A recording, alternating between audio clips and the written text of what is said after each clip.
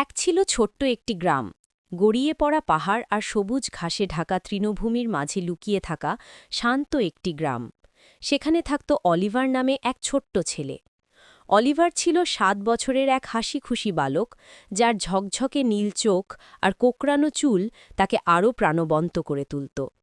গ্রামের সবাই তাকে চিনত তার অদম্য কৌতূহল আর প্রাণীদের প্রতি গভীর ভালোবাসার জন্য। এক রৌদ্রোজ্জ্বল বিকেলে তৃণভূমির দূর প্রান্তে ঘুরতে ঘুরতে অলিভার একটি মৃদু মম শব্দ শুনতে পেল।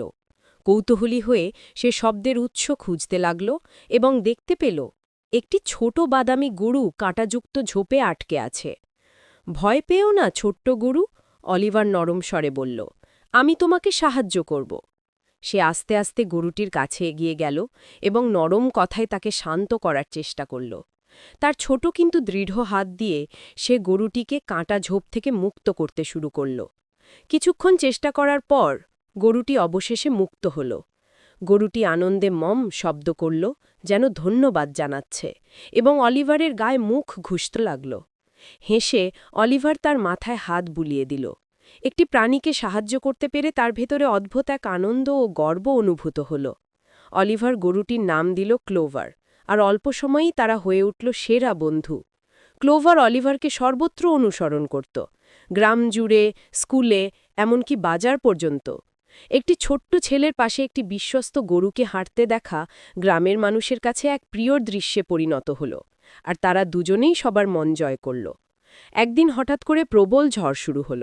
ভারী বৃষ্টি আর তীব্র বাতাস কুটিরগুলোর ওপর আঘাত করতে লাগল। অলিভার আর ক্লোভার আশ্রয় নিল কাছের একটি গোয়াল ঘরে। বিদ্যুৎ আকাশ চিরে পড়তেই অন্য প্রাণীগুলো ভয়ে অস্থির হয়ে উঠল। তাদের অস্থিরতা টের পেয়ে অলিভার গল্প বলা শুরু করল। ক্লোভার তার পাশে দাঁড়িয়ে ছিল। সে রৌদ্রোজ্জ্বল তৃণভূমির গল্প, তারাদের দেশে অভিযানের গল্প শুনিয়ে প্রাণীগুলোকে শান্ত করল। অলিভারের মধুর কণ্ঠ আর ক্লোভারের নিশ্চিন্ত উপস্থিতি গোয়ালঘরে শান্তি এনে দিল।